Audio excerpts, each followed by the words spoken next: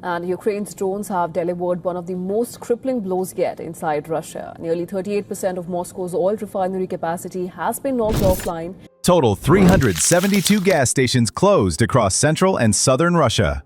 1,486 fuel pumps shut down simultaneously. Fuel deliveries down 18% in just 14 days. Average waiting time, 6 hours per vehicle. Russia is not running out of oil. It is running out of functioning logistics, refinery output, and state control. While billions are burned at the front, civilians are rationing fuel to survive winter mornings. One word before we continue: managed or abandoned?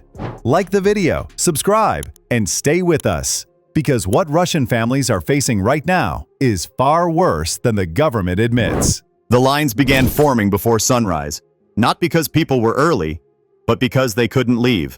By 5:30 a.m., engines were already running in place across Moscow's outer districts, Belgorod, Krasnodar, and Rostov. Cars idled for 4, 5, sometimes 6 hours, burning the very fuel people were desperate to secure. When tanks hit empty, drivers didn't go home. They stayed. Because leaving meant losing position in a queue that might not move again for days. This is not a fuel panic caused by rumor. It is a mechanical failure of supply. Over the past 2 weeks, refinery throughput feeding the central logistics belt dropped 18%, according to internal distribution figures circulating among regional operators.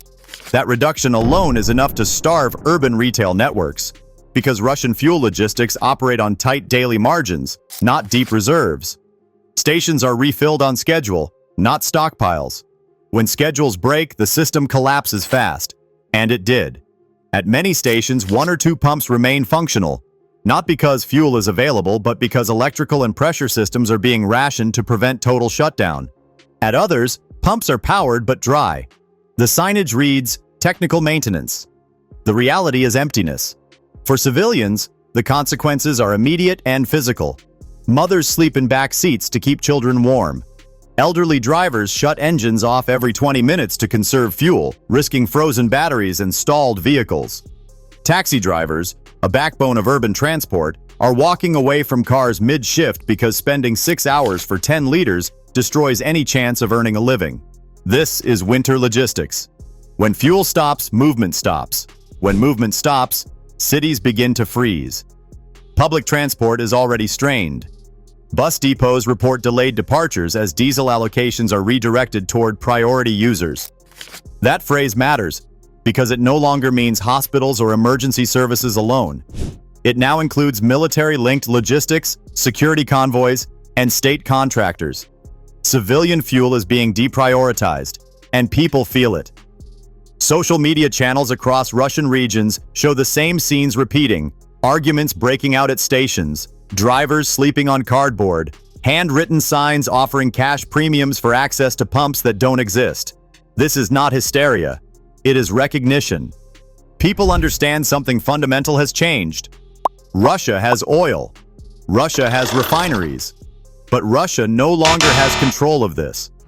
The system that once guaranteed abundance is now unable to deliver basics to its own population.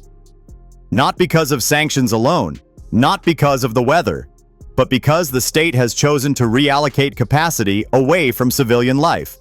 Every liter burned at the front is a liter not delivered to a city. Every railcar prioritized for military supply is a railcar not carrying gasoline to stations. And in a country that spans 11 time zones, fuel is not convenience, it is survival infrastructure. What we are witnessing is not an inconvenience. It is the first visible fracture in the social contract, and once people are forced to fight each other over fuel in freezing temperatures, that fracture spreads fast. To understand why ordinary Russians are freezing in fuel queues while the state insists everything is under control, you have to follow where the fuel actually goes. Russia's fuel crisis is not caused by a lack of crude oil. Daily production still exceeds 9 million barrels. The collapse is happening after extraction, inside refineries, rail yards, and distribution choke points that have been quietly repurposed for war. Over the last 60 days, at least 12 major refining units across southern and central Russia have operated below optimal capacity. Some were damaged. Others were shut down temporarily for maintenance that never ended. Distillation columns, catalytic cracking units, and control systems rely on imported components that are now unavailable or delayed by months. Each percentage point lost at the refinery multiplies downstream, because gasoline and diesel are not interchangeable, and winter blends are harder to produce. As output fell, the state made a decision. Fuel deliveries were redirected. Rail priority lists show a clear shift beginning in early winter. Trains carrying military diesel, aviation kerosene, and armored vehicle fuel were moved ahead of civilian tankers. The rail network is already saturated.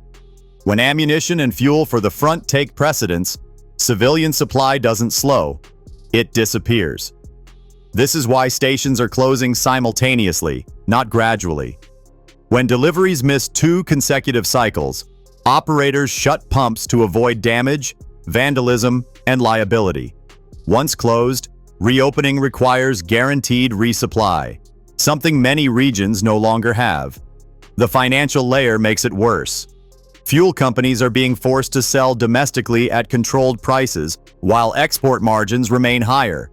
With state revenues under pressure, subsidies arrive late or not at all. Selling fuel locally now means selling at a loss. So companies delay shipments, reduce volumes, or quietly prioritize wholesale contracts tied to government agencies. The result is a silent rationing system, not announced, not regulated, but enforced through scarcity. Meanwhile, fuel prices on the black market have surged by 30 to 45% in some regions. What used to be emergency reserves are now commodities traded behind depots and through informal networks. This isn't a rumor, it's basic economics under stress. For civilians, this creates a brutal paradox. Fuel exists, but only for those with access, connections, or authority. The state calls this stabilization. People on the ground call it abandonment. And there's another consequence few are talking about yet.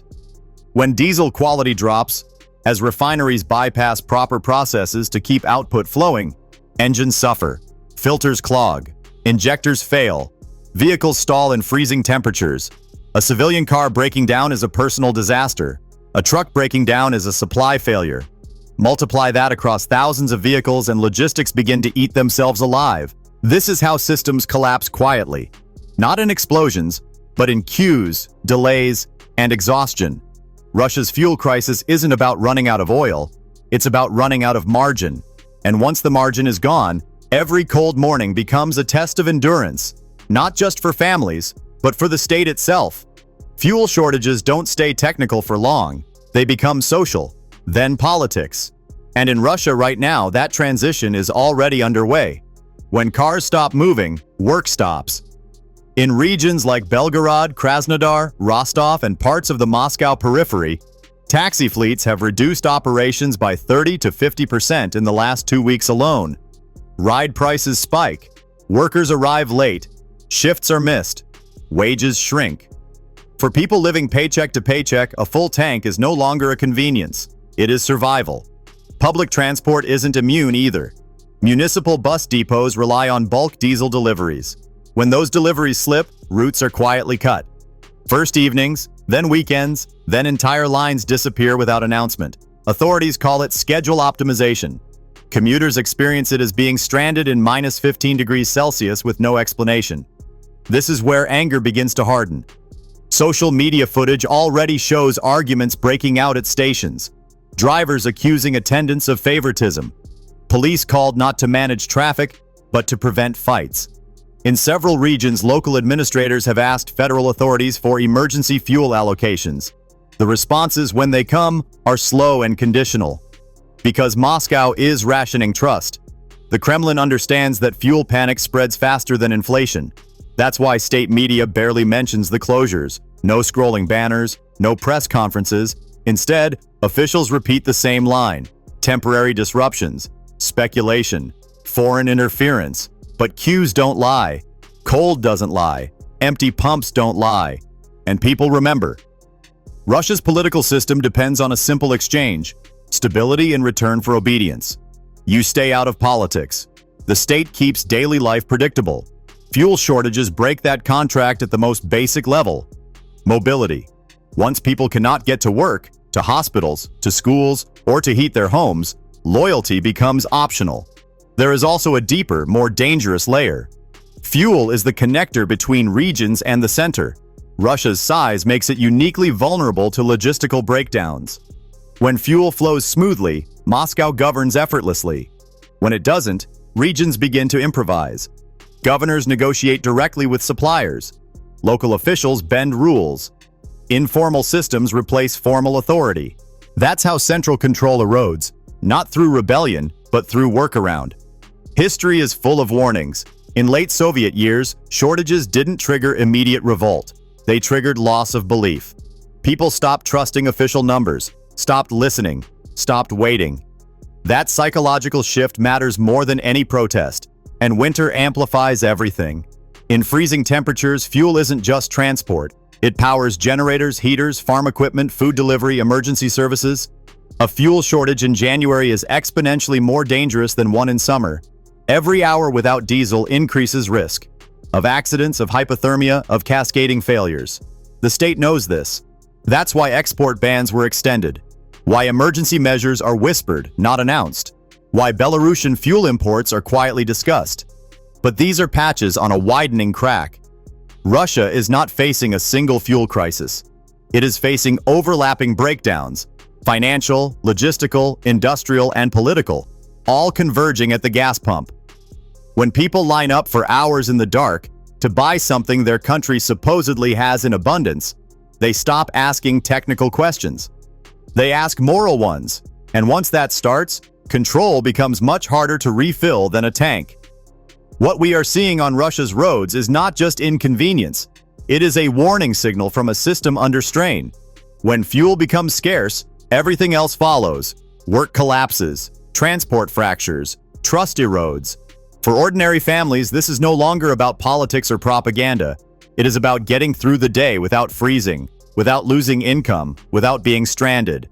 The Kremlin can extend export bans. It can blame speculators. It can silence coverage.